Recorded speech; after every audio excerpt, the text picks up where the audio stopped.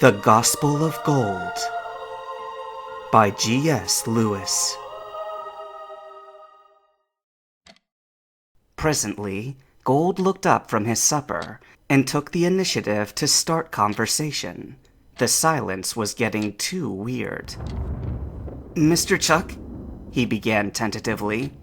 The gym leader's gaze rose to meet his. It was passively intimidating, whether or not Chuck meant for it to be, but Gold willed himself to continue. "I'm sorry. I didn't think I'd end up in your home tonight, and I heard a part of a conversation that wasn't meant for me. You have a big voice." For a moment, Chuck's face was stone. Then it broke, and he threw his hairy head back in a great, booming laugh. Beside him, his wife giggled softly into her hand. When he had gotten a hold of himself and looked at Gold again, the ice was officially broken. "You're quite a polite young fellow, aren't you?" he said approvingly. "I've heard just about everything there is concerning you. But now that you're here, Gold, I like this first impression. So," he gave a rough smile, "what else do you have to say?" Gold raised his hands helplessly. "I'm not sure where to begin. There are things I want to ask you, but you probably have things you want to ask me, too." "It's 8:30, Chuck replied, with a glance out the darkening window. "We go to bed at 10. Let's see what we can do with that." Having a time frame helped. Gold considered that, since he was the unanticipated guest after all, it was on him to explain how he had ended up sitting in their house, sharing their food. It was a story that would take a lot of time and contextualizing to tell, and he almost came to expect interruption, and at least some skeptical questioning. But Chuck and his wife were surprisingly good listeners, and the only interruption came near the end, just as Gold had reached the moment where Suicune came charging to the rescue. There was a knock on the door. All three people around the table turned to look, with mutual wonder at who could be calling at this hour. Then Chuck rose with another grunt and slid the panel aside. Gold nearly fell flat on his back at the sudden shock. It was Karen of the Elite Four. She stood, dimly lit in the doorway, while the rainfall hissed just further back behind her. Gold noticed two things about her at once. She was hardly wet at all, and she was wearing the same black one-piece dress that she had on the night in Goldenrod National Park, the last time she had tried to kill him. As he looked, he could have sworn that her eyes flicked to him for just a fraction of a second before returning to the gym leader. "Miss Karen," said Chuck, with a hastily concealed tone of surprise. "To what do I owe the pleasure?" "Ah, good evening, Charles," said Karen smoothly, but with a slight edge in her voice. It occurred to Gold that Chuck hadn't immediately invited her inside out of the rain. "I was just in the neighborhood, getting some medicine, and I thought I would check in."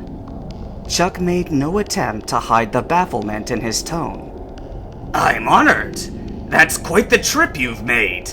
League HQ and Cianwood couldn't be farther apart on the nap. And on a night like this." "It's not an issue," Karen replied with a casual hand wave.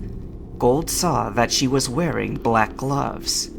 "We recently finished training an Abra specially to teleport us to certain places in the Johto region without the usual risks." "Very recently, it seems," Chuck agreed, now with evident suspicion in his voice. "I'm sorry that you missed the pharmacist during his business hours." "Don't be," said Karen, producing a handbag and rummaging through it. "I got what I came for. Of course he made an exception for the Elite Four's leader. He can be so very accommodating." Gold stifled a gasp. She had produced, in one gloved hand, a small clay container with a corked top. It reminded him at once of the vessel Jinichi possessed, dubbed the Secret Potion. Perhaps it was the same one. Did the Elite Four still have him? What had they done to him? Then, Chuck amended, I am sorry to discover that you have a sick Pokémon, but certainly that should help. Oh, you misunderstand, said Karen, shaking the red container a little. This is for Amphi.